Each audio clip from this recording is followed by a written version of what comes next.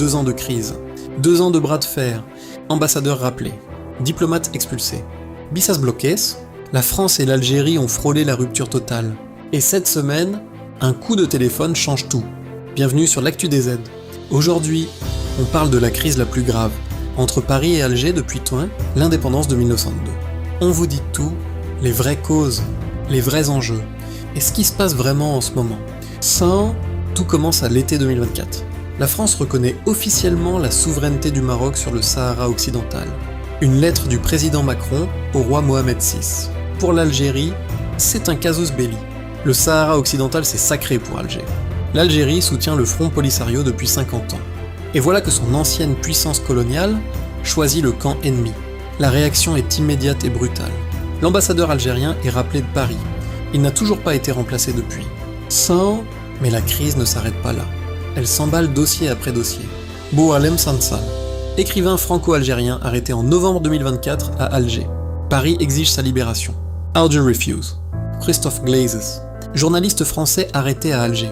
Puis l'affaire Amir Dezé, un influenceur algérien critique du pouvoir. Des agents algériens l'enlèvent en France. Un employé du consulat algérien arrêté en France dans cette affaire. Alger riposte, en expulsant 12 agents diplomatiques français. Paris expulse en retour des agents algériens. On est en pleine guerre diplomatique. La France sort ensuite sa carte la plus lourde. Les OQTF, les obligations de quitter le territoire français. La France reproche à l'Algérie de refuser de reprendre ses ressortissants expulsés. Le ministre de l'Intérieur, Retailleau, menace de dénoncer l'accord de 1968. Le dénoncer, ce serait une rupture historique majeure. Macron lui-même écrit à son Premier ministre Bayrou pour exiger plus de fermeté. Côté algérien, Tebboune ne cède pas. Il qualifie Macron de seul point de repère dans cette crise. Une formule acide qui résume tout. Et puis quelque chose de symbolique majeur se produit le 9 mars 2026. L'Assemblée populaire nationale algérienne vote une loi. La loi criminalisant la colonisation française, dans sa version initiale. Elle exigeait des excuses officielles de la France et des réparations financières. 2 conditions que Paris ne pouvait jamais accepter. Mais la version finale adoptée supprime ces 2 exigences. Ce toilettage juridique est immédiatement lu comme un signal. Alger tend la main discrètement, sans le dire officiellement. C'est la diplomatie dans toute sa subtilité. Dans la deuxième partie, on parle de ce qui se passe cette semaine, du coup de téléphone historique du 16 mars, et de ce que ce dégel cache vraiment derrière lui. On continue, on reprend. On a retracé 2 ans de crise, le Sahara occidental, les expulsions, les prisonniers, les OQTF. Maintenant, on parle de ce qui se passe cette semaine, et de la vraie question que personne ne pose vraiment. Dimanche 16 mars 2026, Jean-Noël Barrot, ministre français des Affaires étrangères, appelle son homologue algérien Ahmed Attaf un simple coup de téléphone. Mais c'est le premier échange de haut niveau depuis des mois. Les 2 ministres parlent de relance de la coopération bilatérale, de sécurité, de migrations, du Sahel, du Moyen-Orient.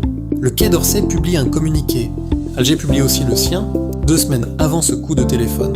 Le ministre français de l'Intérieur, Laurent Nunez, s'était rendu à Alger. La coopération sécuritaire a été relancée. Les discussions sur les visas ont repris. Le dégel est réel. Mais pourquoi maintenant ? Pourquoi les 2 pays se rapprochent subitement en mars 2026 ? La réponse, c'est la géopolitique mondiale. Le Moyen-Orient est en feu. La France a besoin de l'Algérie pour stabiliser le Sahel. L'Algérie a besoin de sortir de son isolement diplomatique croissant. Les 2 pays ont besoin l'un de l'autre. Comme l'a dit le cardinal Vesco, archevêque d'Alger, prétendre divorcer entre la France et l'Algérie est une illusion. Impossible de couper ce cordon.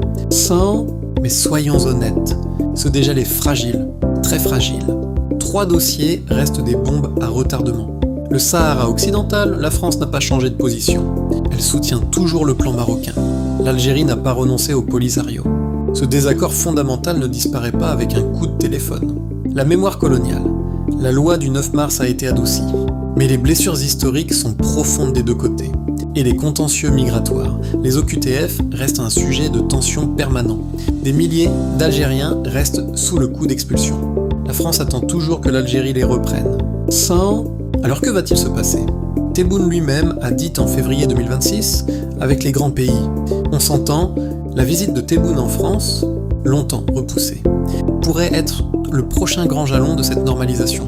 Ce serait un signal politique immense, mais c'est trop tôt pour l'annoncer. Ce qu'on peut dire avec certitude aujourd'hui, c'est que les deux pays ont choisi le réalisme pragmatique. Mettre de côté les querelles pour gérer les urgences communes. Sahel, terrorisme, migration, énergie. C'est le pragmatisme qui gouverne. Pas la réconciliation sentimentale, pas encore. Sans votre avis en commentaire. Vous pensez que cette réconciliation France-Algérie est sincère cette fois, ou c'est encore du calcul politique des deux côtés? Dites-moi, je lis tout. Un like, un partage, ça fait grandir la chaîne. Abonnez-vous à l'Actu DZ. À vendredi prochain.